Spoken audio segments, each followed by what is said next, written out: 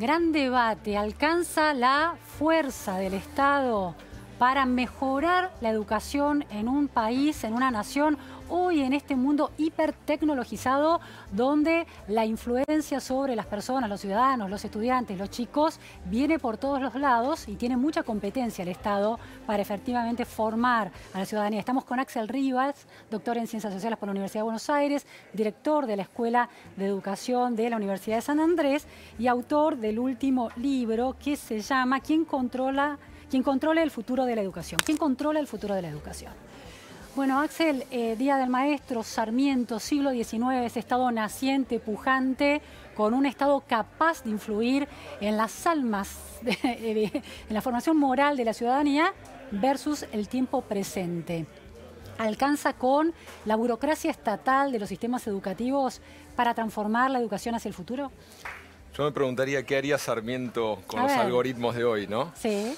Porque un poco tenemos en nuestras manos un poder nuevo, un poder que entra en la mente de las personas, que influye sobre ellas, que puede manipularlas y depende mucho quién programe esos algoritmos.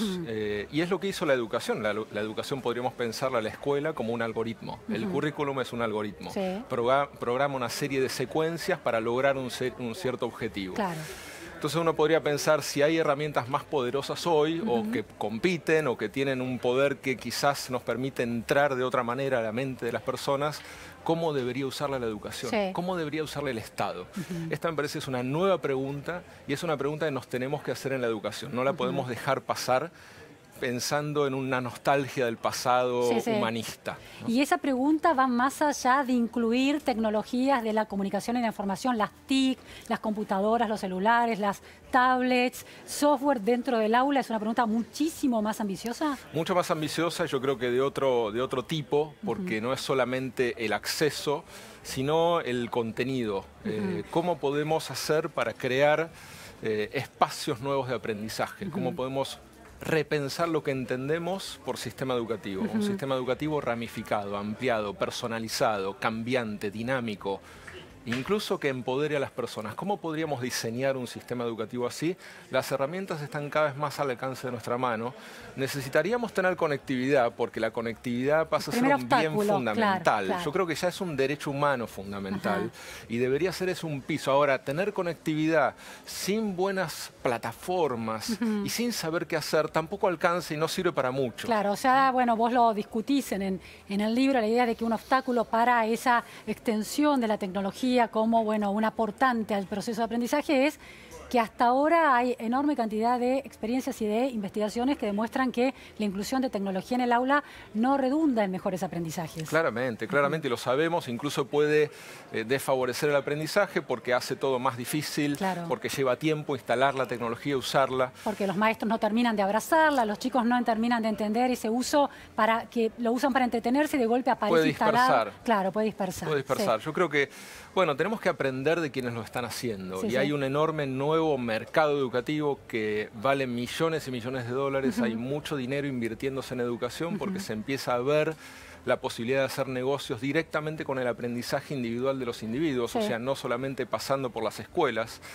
Y tenemos que aprender de qué está pasando ahí y también de qué puede hacer el Estado. Yo creo que es una oportunidad para pensar cómo el Estado puede ser capaz de innovar. Las instituciones estatales tienen muchos problemas y son instituciones que no están preparadas para innovar en la curva de innovación de la tecnología. Entonces, ¿cómo podríamos diseñar instituciones del Estado que puedan llevar el ritmo de la innovación tecnológica? Y tenemos algunos ejemplos. Vamos a volver a eso, Axel, porque quiero instalar una pregunta que tiene que ver con esto, es ¿por qué depositar toda la responsabilidad en el Estado y no pensar que el mercado de la EduTech, de la tecnología educativa, pues son un aliado? Y yo creo que hay que desarrollar un ecosistema y en esa parte el Estado tiene que impulsar, tiene que financiar, tiene que generar los espacios, pero no lo va a hacer solo y claramente no va a impulsar la creatividad que tiene el mercado y la disparidad de actores que pueden sumar sus innovaciones. El caso de Ceibal en Uruguay para mí es el mejor ejemplo. ¿Cómo se articula esa relación? No solamente es el mejor ejemplo de América Latina, sino uno de los más destacados del mundo. Es una institución estatal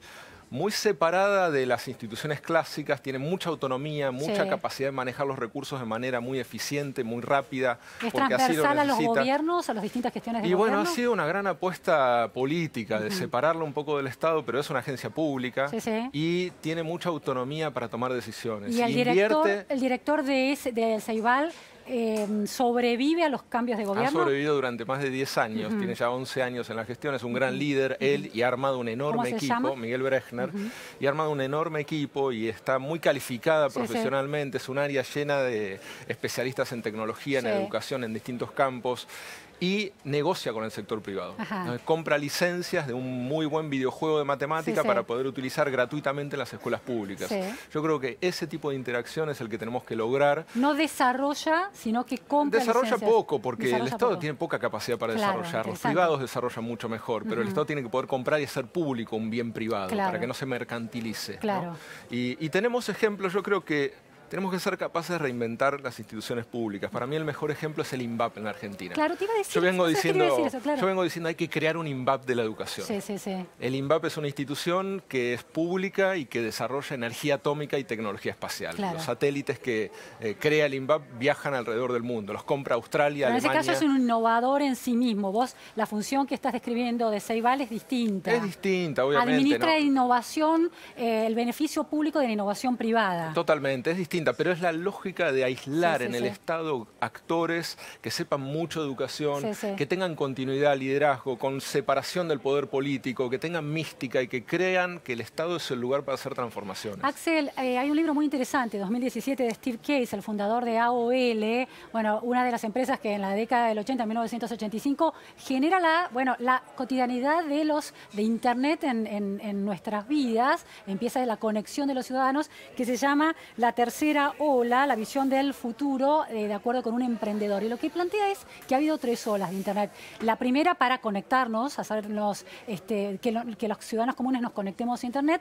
La segunda para sobre esos cimientos generar las redes sociales, los motores de búsqueda y las aplicaciones en los teléfonos inteligentes. Y se viene la tercera, que es cuando la innovación basada en Internet llega a los sectores públicos, la salud, la educación, la seguridad. ¿Estaríamos en ese momento entonces? Yo creo que tenemos que prepararnos para ese momento. Probablemente la conectividad en las escuelas y la posibilidad de usar realmente ese potencial todavía falta en unos años, pero tiene que empezar ahora, porque tenemos que llenar de buenos contenidos ese momento. Hay países que ya lo están haciendo y hay países que lo están haciendo de una manera preocupante, con un estilo ya mucho más intempestivo de invadir el sistema educativo, y el caso paradigmático es China, que está avanzando en el uso de la inteligencia artificial en el sistema educativo como ningún otro país del mundo, que además tiene la cantidad, tiene el control, tiene pocos reparos éticos para hacerlo, y es el gran laboratorio mundial del cual tenemos que aprender y resguardarnos. Y además que más para que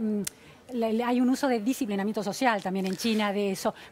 Te voy a dejar esta pregunta. ¿Cuán listos están los docentes argentinos para abrazar este nuevo mundo de relación entre el Estado, el mercado y la innovación en beneficio de un bien público como es la educación? Bueno, hoy Día del Docente, qué momento para pensar con todas las dificultades que atraviesan el trabajo docente hoy, con todo lo adverso que es el contexto social. Primero, mi admiración absoluta por el trabajo de los docentes cada día. Y pensar la tecnología para mí tiene que ser pensada desde la docencia, desde la pedagogía. O sea, formar buenos docentes, prepararlos con diversidad de estrategias didácticas, con capacidad de pensar el futuro, de ser actores que piensan, protagonizan, investigan y tienen buenos salarios para hacerlo y tienen buenas condiciones de trabajo, obviamente van a usar la tecnología. Viene de ellos, pero tienen que tener buena formación y buenas condiciones de trabajo.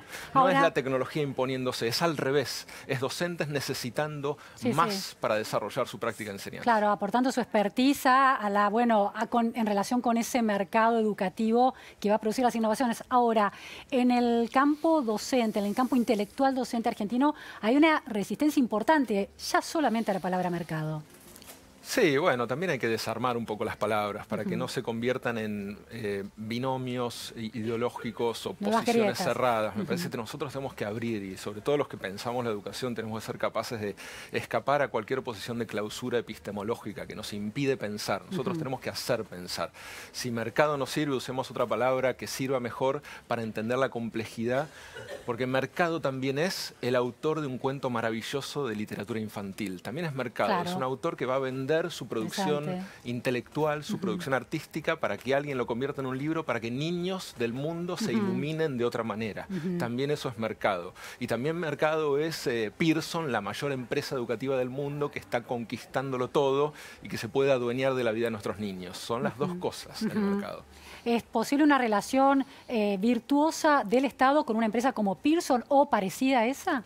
Sí, yo creería que hay que también defender ciertas posiciones donde el Estado sea capaz de trabajar con un ecosistema que sea creativo, y también uno tiene intencionalidad en cuáles son sus socios, que no sea monopólico y que tenga una visión muy activa de la educación, porque hay visiones más retrógradas. Hay visiones más retrógradas. ¿Las que instauran monopolios o las que resisten el mercado? Bueno, yo creo que si uno piensa en el mundo de hoy, necesitamos aliarnos con quienes tengan la visión de que los algoritmos deben ser capaces de liberarnos y hacernos pensar, y no encerrarnos. Por ejemplo, hay un montón de plataformas educativas centradas en la gamificación, que es un mecanismo en el cual son microincentivos que uno va acumulando puntajes, niveles, medallas para pasar a un nuevo nivel, como en los videojuegos. Esta es una lógica que nos recuerda demasiado al viejo conductismo. Parecemos de pronto perros de Pavlov yendo atrás del puntaje. Bueno, tenemos que diseñar otros algoritmos, y si las plataformas que nos venden son esas, tratemos de escapar y tratemos de crear algo que tenga riqueza en sí mismo, que produzca deseo, que produzca valor y que no se base solamente en incentivos externos.